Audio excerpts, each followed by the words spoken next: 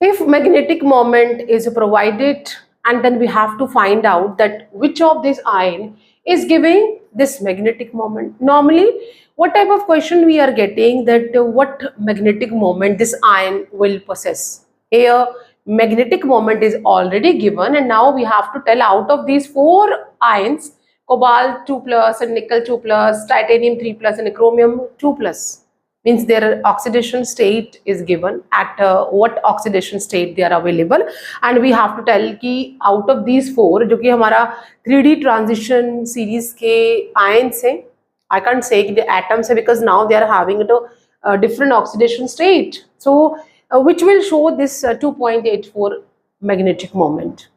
Here what we have to find out, magnetic moment which will give 2.84. कौन दे रहा, that is 2.84 Bohr magneton. In order to find out magnetic moment, which is represented like this, will have a specific formula, that is root n plus 2.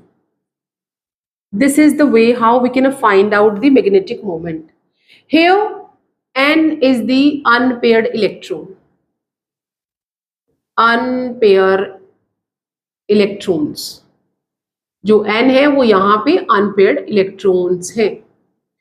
अब अगर मुझे already magnetic moment provided है, that is 2.84, because I just want to know कि कितने unpaired electron होने चाहिए जो कि ये मुझे मैग्नेटिक मोमेंट देगा. Now, in order to remove this root, what I can do, that is a 2.84 square n plus 2. Okay. Now I can multiply this 2.84 2 times, and that is, हम यहाँ पे इसको multiply कर लेते हैं.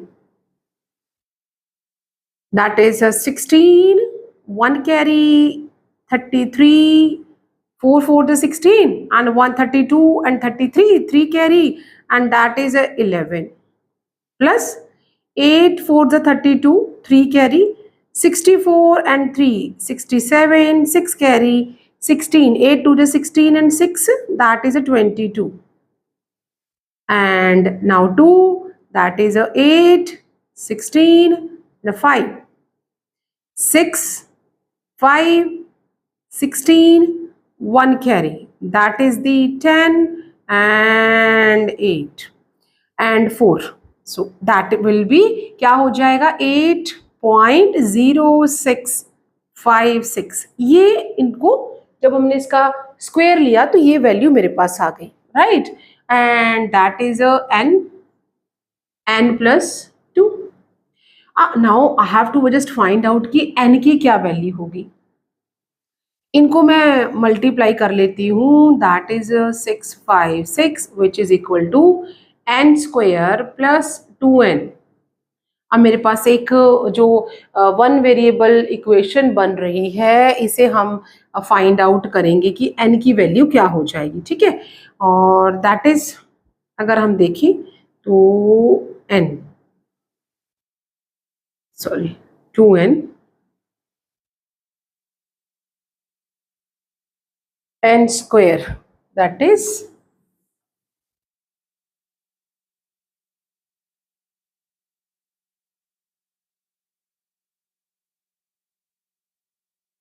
n square plus 2n and minus 0.8. इसको मैं rough 8 ही ले लेती हूँ, इक्वल टू 0. ठीक है, और इसके लिए अब मैं क्या करूँगी कि ऐसा कुछ हम वैल्यू यहाँ पे लगाएं जिसे मैं, अगर आंसर मेरा ऐसा आना चाहिए कि प्लस में, तो मैं इसे क्या लिख लूँगी, n स्क्वायर प्लस 2n आना चाहिए पॉजिटिव, और अगर मैं इसे लिख लूँ 4, दैट इज, हम कर सकते हैं, इसको लिख लेते हैं यहाँ पे, माइनस लगाते हैं यहाँ पे, that is 2n plus 4n. इन दोनों को मैं अगर सॉल्व करूंगी तो 2n ही आएगा, -8 इक्वल टू 0.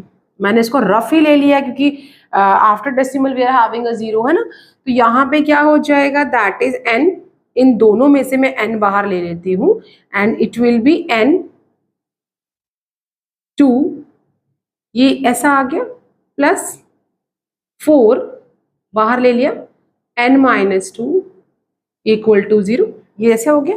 नाउ n-2 दोनों में कॉमन है, that is n-2 and n+4 equal to 0। ये दो मेरे पास इक्वेशन आ गई। इन दोनों को अगर मैं देखती हूं तो that is n-2 equal to 0 and n+4 equal to 0, ऐसा हो जाएगा। नाउ अगर इसे मैं फर्दर आगे लेके जाती हूँ, which implies n equal to 2 and +2, मतलब जो अनपेयर्ड इलेक्ट्रॉन है दे मस्ट बी 2। जिस भी आयन में, क्योंकि नेक्स्ट अगर मैं इसको सॉल्व करूं तो minus can't be answer, minus नहीं हो सकता ना, n equal to -4, electron can not be -4, means this is not a suitable, but n जो है वो 2 होना चाहिए। Now we are having a 4, हमें यहाँ पे आयंस दिए हुए हैं। इन आयंस को अगर मैं देखूं तो मुझे पहले दिया है कोबाल्ट, ठीक है, कोबाल्ट का एटॉमिक नंबर होता है 27। इसमें अगर मैं ग्राउंड स्टेट पे इलेक्ट्रॉनिक कन्फिग्रेशन लिखूं तो आर्गन 4s2 3d7, जो कि सेकेंड ऑक्सीडेशन स्टेट पे अगर लिखे तो that is argon 4s0 3d7। और इसमें अगर मैं इसका d ऑर्बिटल को रिप्रेजेंट करूं तो 7 है यहाँ पे, हम पहले ऑफ रूल लगाएंगे, सिंगल फिल करेंगे and then we will do the pairing. How many unpaired electrons are there, 3। तो क्या ये हमारे आंसर से मैच कर रहा है? नो। तो option A is not correct because here the unpaired electrons are 3, we need only 2। Now second जो हमारा ऑप्शन है दैट इज द निकल। निकल भी सेकेंड ऑक्सीडेशन स्टेट पे है एंड इलेक्ट्रॉनिक कन्फिग्रेशन में सेकेंड ऑक्सीडेशन स्टेट पे लिखूं, क्योंकि अगर हम इसकी ग्राउंड स्टेट पे इलेक्ट्रॉनिक कन्फिग्रेशन लिखते, पहले मैं इसको ग्राउंड स्टेट पे लिख लेती हूँ।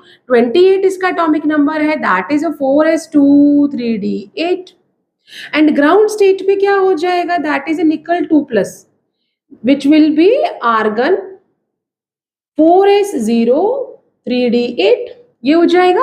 और इसका भी अगर हम डी ऑर्बिटल रिप्रेजेंट करें 1 2 3 4 5 1 2 3 4 5 एंड 8 इलेक्ट्रॉन्स यहाँ पे हैं। हंड रूल एंड ऑफ रूल हमने लगा दिया। How many unpaired electrons are available here two, which is matching with our answer. तो टिल नाउ ए हमारा करेक्ट ऑप्शन नहीं है बट बी मैच कर रहा है, but before opting B as a correct let's see what are the C and D also. तो यहाँ पे हमारे पास जो सी है दैट इज सी क्या है, that is a titanium. Titanium का एटॉमिक नंबर है हमारे पास दिया 22 और इसका ग्राउंड स्टेट पे इलेक्ट्रॉनिक कन्फिग्रेशन क्या हो जाएगी 4s2 3d2। Second oxidation state third oxidation state है इसका, दैट इज हम 4s में से 2 ले लेंगे और एक 3d में से ले लेंगे, तो यहाँ पे क्या हो जाएगा, दैट इज आर्गन 3d1 और यहाँ तो अनपेयर्ड इलेक्ट्रॉन 1 है, means titanium third oxidation state पे भी हमारा ऑप्शन नहीं है। तो मतलब कि till now we are not having this one as a correct option, this one as a correct option, अभी तक बी ही हमारा मैच कर रहा है। Now the last is chromium here. Chromium है, क्रोमियम का जो हमारा ग्राउंड स्टेट पे इलेक्ट्रॉनिक कन्फिग्रेशन होता है दैट इज 24 इसका एटॉमिक नंबर है। एक्सेप्शनल इलेक्ट्रॉनिक कन्फिग्रेशन है argon 4s1 3d4 and chromium second oxidation state पे क्या हो जाएगा, दैट इज आर्गन 1 और यहां से हम ले लेंगे एक एक, सॉरी इट विल बी 5। ये इसका इलेक्ट्रॉनिक कन्फिग्रेशन है ग्राउंड स्टेट पे 4s1 एंड 3d5। अब मुझे सेकेंड ऑक्सीडेशन स्टेट पे इलेक्ट्रॉनिक कन्फिग्रेशन लिखनी है 4s0 एंड 3d4, जो कि मैंने बाय मिस्टेक पहले लिख दी। तो यहाँ पे n जो है that is 4 which is also not a correct option because हमें तो वो वाला आयन चाहिए जिसमें कि 2 अनपेयर्ड इलेक्ट्रॉन्स है, जो कि हमारे आंसर के साथ यहाँ पे आ रहे हैं, राइट माइनस तो हो नहीं सकता। तो according to that what we are having as a correct option, nickel at a second oxidation state is showing 2 unpaired electron, which is matching with our answer that nickel at a second oxidation state will show 2.84 Bohr magnetar.